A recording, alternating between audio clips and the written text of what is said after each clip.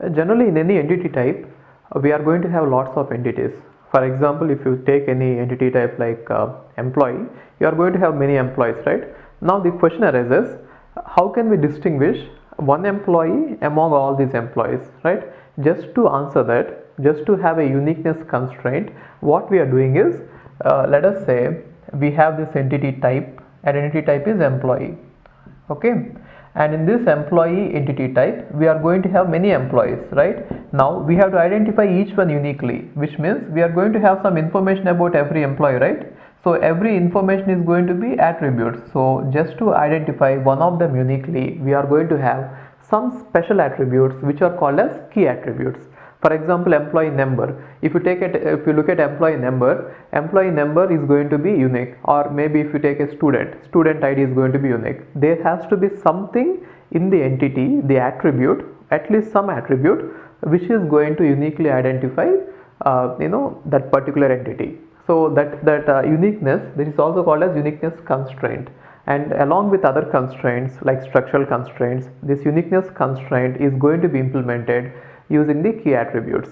Now, how do we decide which one is going to be the key attribute? Again, from the requirement analysis. Whenever you talk to the users, they are going to say that, see, we have these many employees, and out of all these employees, we are going to give them some identity cards, and every identity card is going to uniquely have a number which is going to identify them. So depending on that, we'll set one of the attribute as the key attribute. Now, once we fix that attribute, then what happens is, whenever you try to insert any new element, we will always check that the new element which is going to be inserted, which means the new entity, should always have a different value in that key attribute, right?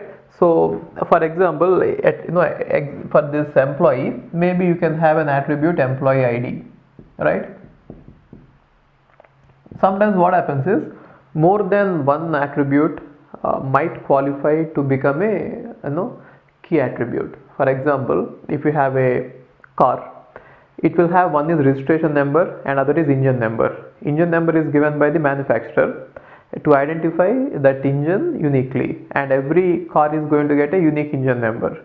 And similarly, registration number is given by the government, and it is also going to be unique, right? And sometimes we might have more than one attribute which is going to be qualified as a key attribute. In that case, as the schema designer, as the database designer, you have the liberty to choose any one of them to go for the key attribute. Sometimes what happens is, we might not have any key attribute at all. That is where we face some problems. Some entities might not have any key attribute. For example, let us say there is an employee and his family, the family of his dependents. So all these dependents are going to depend on this employee. Now in that case, when these many people are depending on him, we cannot give employee ID to all these dependents also, right? For example, you have a family of 5 members, and in your database or in your company's database, they are all going to save they are going to save the information about your dependents also.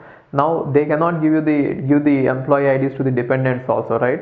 Then that particular employee, the dependent set, see this, what I mean to say is, let us say there is employee set, employee entity set, okay, and now there is dependents,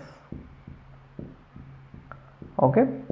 Now the problem is, there will be at least one attribute in the employee, especially that employee ID, which is going to uniquely identify one entity in this employee type, right? But then here in this dependent type, we might not have any such number. What we have is generally name, age and relationship. Let us say name is A, right, and age is 25, and relationship is, let us say, son or something like this, son of an employee, right? And at some other point there might be some name A which is same as this, and there might be some person who is of exactly same age and who is also a son of some employee, right? Now these two entities cannot be distinguished uniquely. That is the problem. So just to overcome such problems, so whenever any entity is not having this key attribute, then such an entity is called as weak entity, okay. And if a entity is having this key attribute, then such an entity is called as strong entity. Okay, and just to overcome this problem of uniqueness, what rule we apply is every weak entity has to be related to a strong entity through a relationship. Okay, and what should this relationship be? It is called as identifying relationship. So it is a special type of relationship which is used for identifying a weak entity, right? So this is not the normal relationship which we have been talking about. Other relationships are not necessary, they are not mandatory, they are optional, but here this relationship is mandatory. Without this relationship, there cannot be any entity existing here. It is called as existence, right? So for every dependent here, there has to be an employee here, but for an employee here, he might not have any dependents. That is not the real world scenario, but then there might be a case, a person might not be having any family, right? So that is not really the case, but then you can even allow some employees to not have any dependents. Are understanding this? Okay, don't think how it is possible, let's assume that it is possible. Okay, so what I'm trying to say is, if there is an dependent, then definitely there will be an employee on whom he is depending on, otherwise he will never enter our database of the company, right? And in case there might be some employee for whom there may be no dependent at all. Now how do we represent it? See, this is called as strong entity. Any entity which is having primary attribute is called as strong entity, and any entity which is not having primary key attribute is called as weak entity, right? So what is key attribute? It is used to identify entity uniquely, that is uniqueness constraint. Now how to represent this in terms of ER diagram is, we know that we are going to use a rectangular blocks in order to represent an entity type, and now generally we use this diamond in order to represent a relationship, and since it is an identifying relationship, we are going to use double diamond like this. So every identifying relationship we are going to use this double diamond, right? And every weak entity we are going to use this double rectangle. Okay, now this is the strong entity like employee, for example. This is the weak entity like dependent, and this is the identifying relationship like depends on. Okay, like depends or depends on, which means this particular dependent depends on this particular employee. What about the participation? The participation is always, it should hold true, always the participation of weak entity in identifying relationship has to be total. Very important point. Okay, what I'm trying to say is, whatever you think about here, see, whoever is dependent, he should always be participating in a relationship, which means he should always depend on someone here, right? So remember this, always the participation of weak entity in a identifying relationship is total, which means if you watch it like this, right, if this is the weak entity, then every entity should have some participation in the relationship, right? Okay, and what about the other one? The strong entity need not be total. That is what I'm saying. So because they really don't need them, but they really don't need them, they are dependents, they have to depend on this, right? And there are various names for this also. Now this entity is called as owning entity of this one, or this entity is said to be owned by this one. Owned means you understood this, right? Owned, the actual meaning of owned, which means without this it cannot exist, right? So if you want to add anyone into this, they should definitely depend on this. Why is this so? Is the only way we could actually identify them is by taking the key attribute from here and adding to this. See, now dependent is going to have name, right?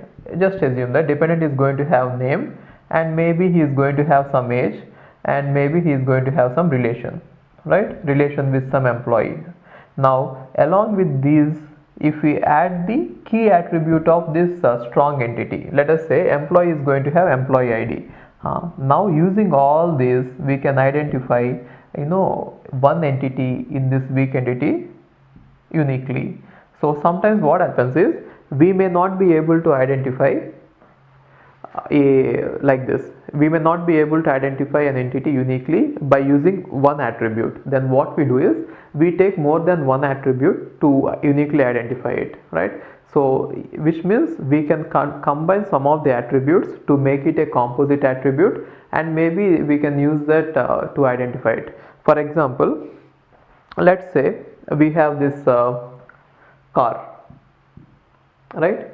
And car is going to have, one is let us say state, and other is registration number within that state. Okay, generally if you look at your vehicle numbers here in India, you will see something like this: KA04, right? 1234, something like this. What does it mean?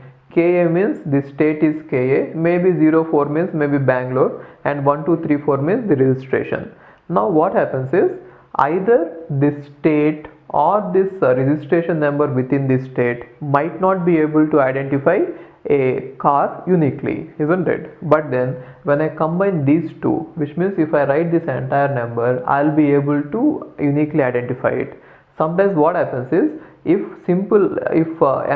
an attribute individually is not able to act as a key attribute, or if it is not able to uniquely identify a entity, then what we try to do is we try to add many attributes to make it a composite attribute, and we call that composite attribute itself as the key attribute. That can happen, but then you should see that whatever composite attribute you are trying to form should be as minimal as possible, which means if this itself is going to act as a composite attribute, which is going to be the key attribute, then don't add anything to this, right? So whenever you try to add many attributes in order to make a key attribute, in order to uniquely identify an entity, see that it is as minimal as possible, which means if one, or let us say if these two attributes are going to be act as a key attribute, then don't try to add one more attribute to this and again say that it is also a key attribute. Okay,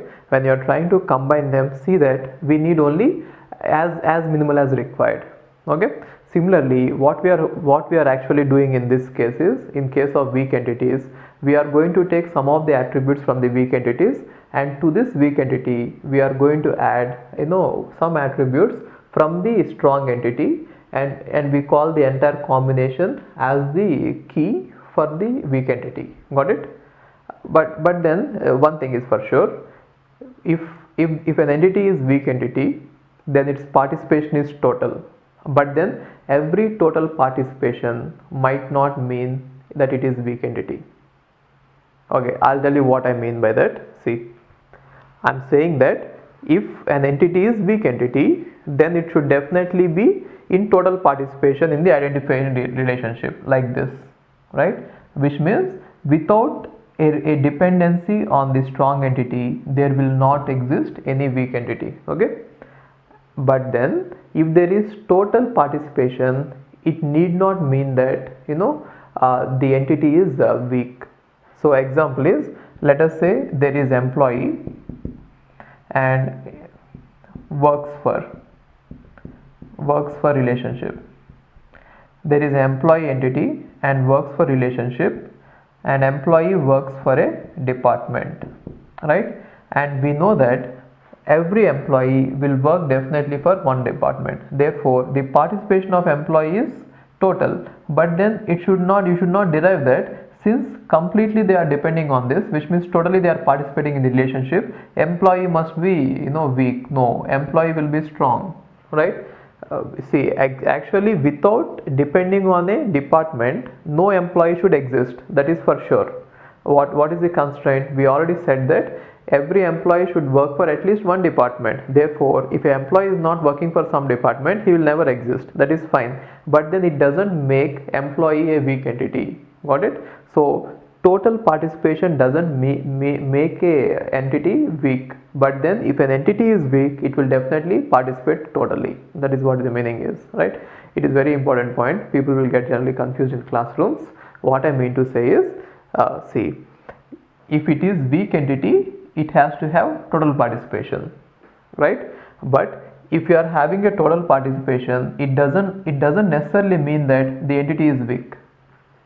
Okay, I'll give you one more example. It might help you in understanding this concept.